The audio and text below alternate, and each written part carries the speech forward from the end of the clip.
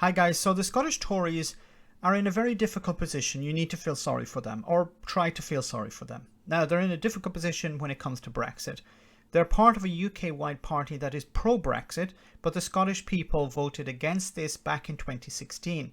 And what makes it worse for them is that they promised the Scottish people in the 2014 referendum on Scottish independence that they needed to vote to stay in the UK Union, because if Scotland became independent, it would no longer be part of the European Union. Now, there's less and less support for Brexit in Scotland, and while I believe on a personal level many of these Scottish Tories understand this and probably agree with it, they're forced in a sense by their bosses in Westminster to defend Brexit and deny reality.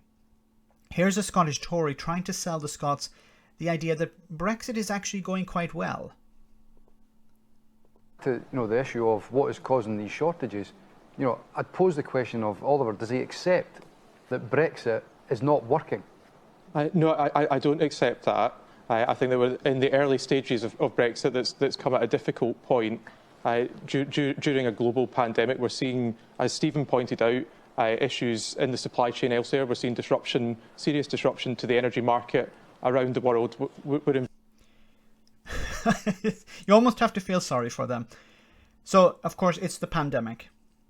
Now, is the pandemic the reason why Scottish fishermen, when it comes to mollusks, for example, can't sell their mollusks into the EU? They could last year, now they can't.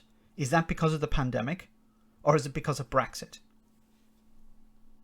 Very difficult. Is there anybody else that's slaughtering pigs on the level that are here?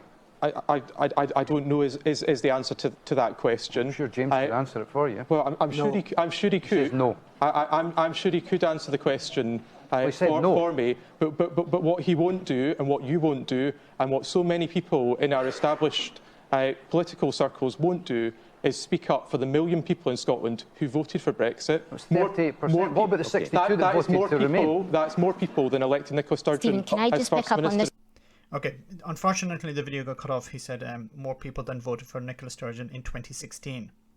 Now, I don't know how that's relevant, but so there's nobody speaking up for the people who voted for Brexit in 2016 in Scotland. He claims 1 million. What do you want people to do? They got their result. They wanted the UK to leave the European Union, and that's what's happened. They wanted to leave the single market and the customs union. Allegedly, that's what's happened. They wanted fuel shortages, empty supermarket shelves, and that's what's happened. Like, what do you want the Scottish people who voted to remain to do? What is their response? What you said, they mainstream or the establishment political circles. Who is more establishment than Boris Johnson? Boris Johnson is the government. They have implemented Brexit. What do you want them to do? Do you need more Brexit? Do you need emptier supermarket shelves? Do you want longer queues for petrol?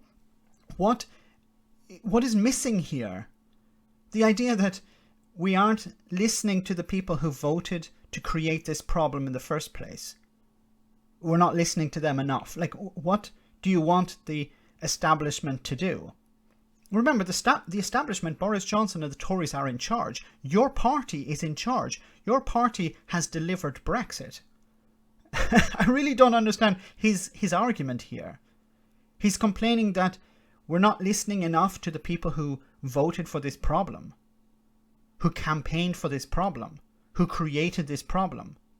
I think we need to stop listening to the people who created the problem and start listening to the people who have solutions to this problem. Because he was asked, do you know that if there are pigs being slaughtered around or other animals being slaughtered around the world because of overcrowding?